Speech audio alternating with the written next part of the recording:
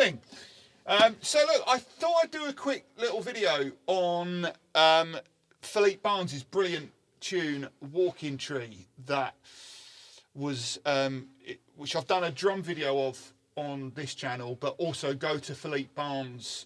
I think it's Philippe Barnes Flute. Anyway, go to his YouTube and you can see the full video with the band playing it. Now listen, it's a folk tune. If some of you might have seen the band we did years ago called All Jigged Out. All Jigged Out was a sort of, I guess it's kind of like a sort of funk kind of rhythm section with a bit of jazz involved and then folk music. And this is kind of a little bit of a throwback to that, but kind of brought forward into 2021 kind of an idea. So check out that stuff. Go back and look at that. But like a lot of this genre, we're not always playing in 4/4, which I know we're very used to doing. My gang who watch this, we're playing in 4/4. This tune's in 3/4, but we're kind of playing funk in 3/4, which I know will be a bit of a thing we're going to have to kind of adapt to a little bit, probably, if you're going to work on this. So, first of all, the main groove in the tune, okay, which is in the intro, and then it's in the A part, okay. Folk music, generally we work in sections of A, B, C. It works like that. We don't have verse, chorus, and things like that. So obviously we're adapting how we think about our music. The A section goes.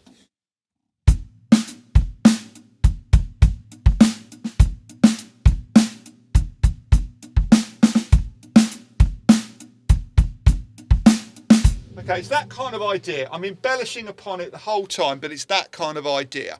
Okay, so obviously we're in 3, so get used to doing that round and round in circles and just feeling it. And then you can improvise a bit around that and trying to get your own flow into it.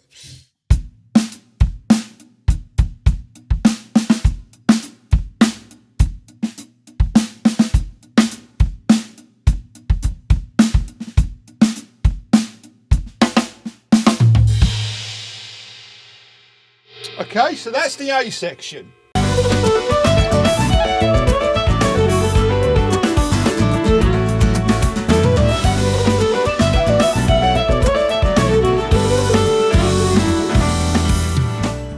Now the B section, I always kind of see this a little bit like it's got a slight samba feel to it, even though we're not necessarily playing the samba.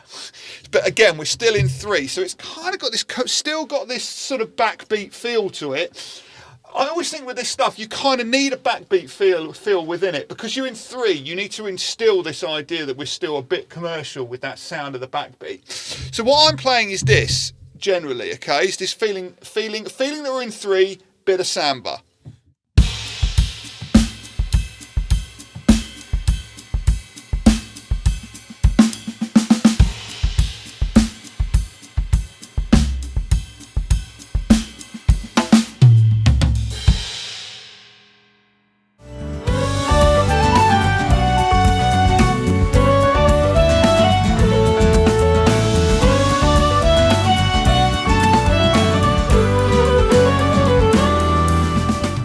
When we get it to the end, you'll hear the keys and the bass go into this lick that's kind of okay, the phrase goes it's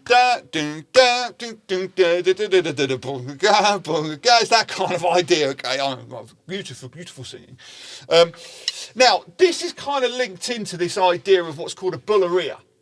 Okay, now bulería is it's a flamenco rhythm. You'd have heard guys playing on cajon. I'm kind of playing this idea of this bulería pattern, okay, over the top of this groove. Now, the bulería pattern is in 12.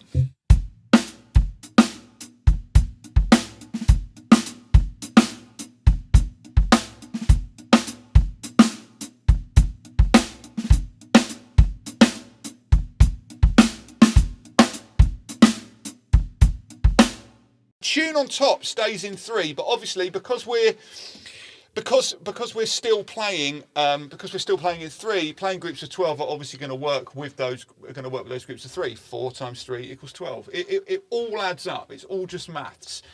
One thing I want to add is when you're dealing with folk music, a lot of the time the tune is playing every single subdivision of the bar.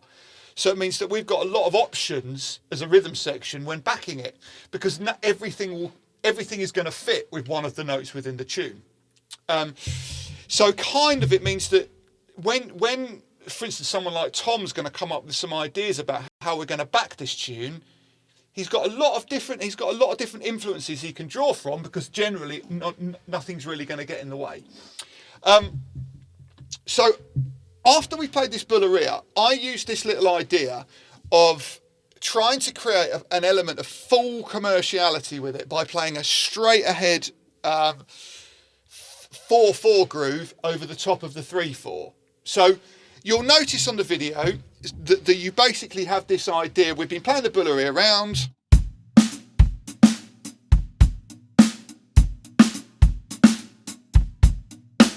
Then I go into a straight 4/4 groove.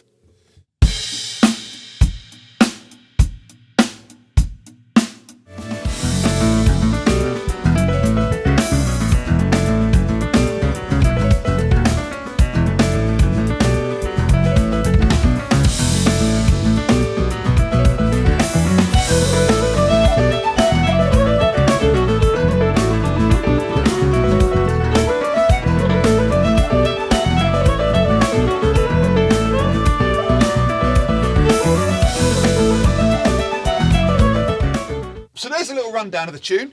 You'll notice that I go between those different groove ideas at different points. Have a little listen to that. Have a look at the video, the original video, and see how that all fits together. Anyway, hope you found it interesting, and I'll see you again soon. Bye.